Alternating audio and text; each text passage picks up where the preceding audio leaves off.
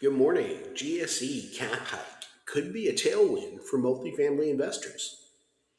And multifamily investors may be entering 2026 with a meaningful financing advantage. And the Federal Housing Finance Agency, or FHFA, has raised multifamily lending caps for Fannie Mae and Freddie Mac, increasing each agency's limit from 73 billion to 88 billion.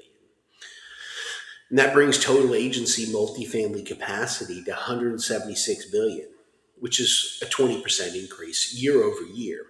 And it matters for deal flow, execution certainty, and pricing across the apartment market. And from a mortgage brokerage perspective, this cap hike is less about headlines, but more about predictability of capital in the multifamily space. So let's look at what changed and what didn't change.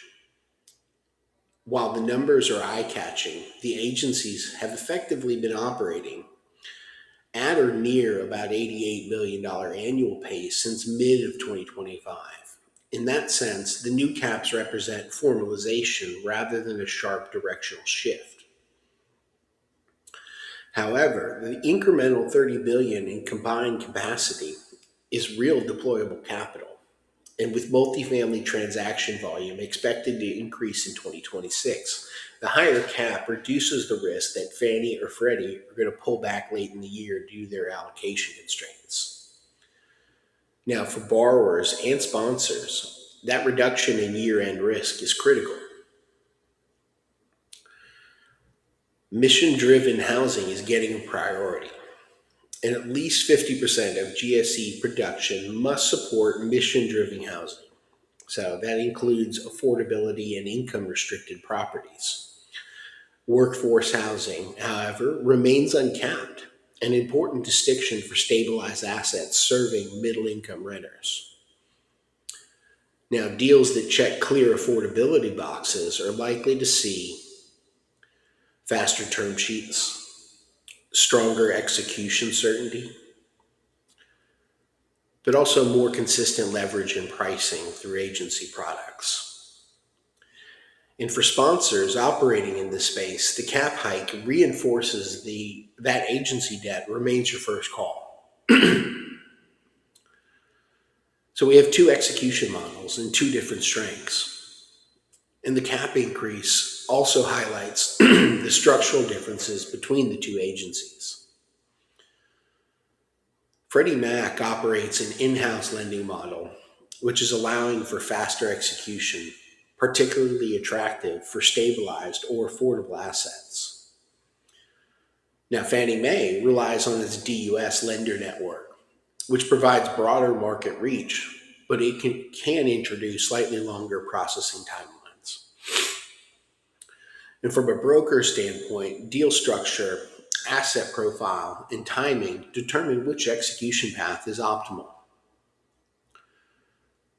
Now, who benefits the most? The biggest winners from the cap hike are likely to include rent restricted and income limited properties.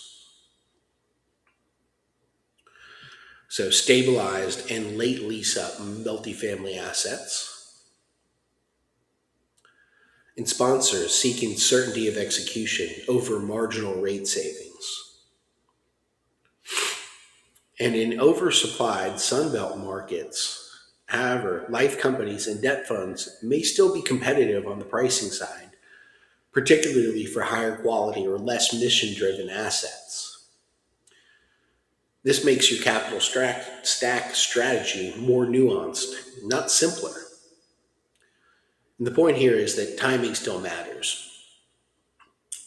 A recent Las Vegas lease up illustrates this point well. And the deal initially struggled to gain agency traction, but once affordability targets were met, it closed on meaningfully improved terms. And the lesson is pretty straightforward. Agency interest is often timing dependent, and structuring decisions early in the process can materially impact your financing outcomes. So let's look at unlocking a new key bottleneck. Now, the cap hike will not by itself restart the multifamily sales market, but it does ease a major bottleneck by reducing concerns that the agencies will hit their limits later in the year. And with pipelines already filling and lender demand strong, the additional capacity increases the odds that more deals are going to cross the finish line in 2026. So here's the takeaway for multifamily investors. This cap hike is not about more lending. It's about confidence and predictability in the sources that are available. And for affordable and workforce housing, it reinforces the agency's commitment and reduces their execution risk. And for the broader market, it signals that the GSE capital is flowing and remains competitive where it performs best.